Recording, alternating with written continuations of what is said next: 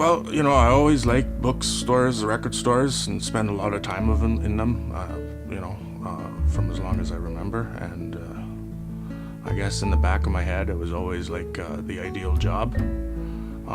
But it never seemed like a practical job, so I never went through with it. But one thing led to another, and it was like, we could give it a shot. If it works, it works. If it doesn't, well, I'll just go back to doing what I do, what I used to do.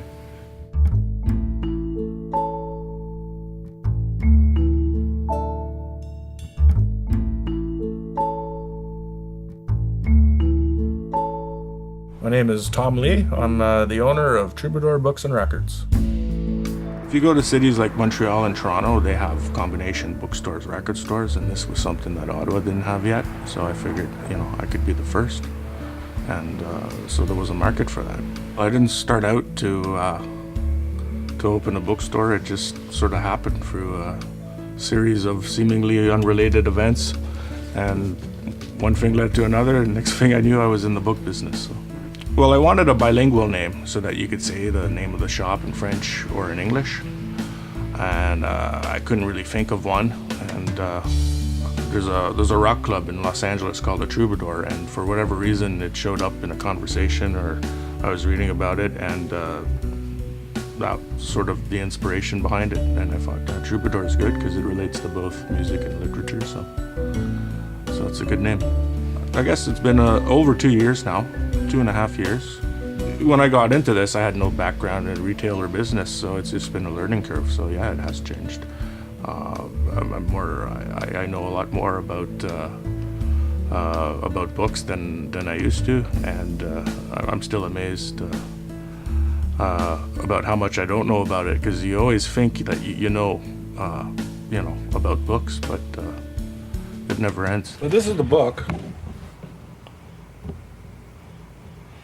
This is the note that was in it. I don't know if you can get it, but it says something about not liking to shop books, but I think Susan was the name. Yeah, Susan, because we might not read them for another 20 years. And then it goes on to say that this is a current bestseller in Canada. This was published in 1968. So I'm assuming they probably read it by 1988. And now it's here. Yeah, I found a few things. Yeah. Well, there was a Rocket Richard postcard autographed, which was a big score. But it was sort of beginner's luck, because that was when I started in this book business. So I figured, wow, you must find all sorts of stuff. But nothing like that's ever happened since. So that was a special one for sure. You don't just come across an autographed Maurice Richard Rocket in a book, People just like the texture of it, and to think that they'll just disappear is ridiculous. So there's always going to be a demand for them. I mean, there's been a bookstore on this corner since the 80s, I think, so people know to come here to look for books. I'm always surprised at what people buy, and they ended up buying not what I thought they would buy, but like philosophy, psychology, religion, spirituality, a lot of that stuff, that heavy stuff. Like, people read a lot of that, which to me is odd, because I always, read for fun, and I don't want to read something that's going to question my existence. But yeah, the heavy stuff sells. A lot of fiction too. Probably half the books I sell are probably fiction. Amazon, not as much as people say that it does, I think. I mean, it already existed when I started, so I can't say it came out of nowhere and changed my demographics. But I mean, most of my prices match Amazon, so it's not a huge thing for me.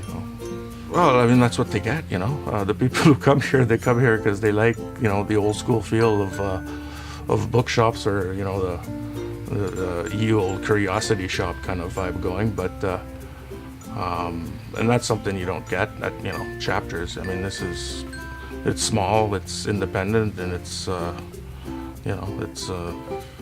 it's not corporate. So people like to support that kind of stuff as well. What's your greatest struggle right now with the shop? Well, January. January. Yeah. All right. What does that mean? I don't know. We'll find out.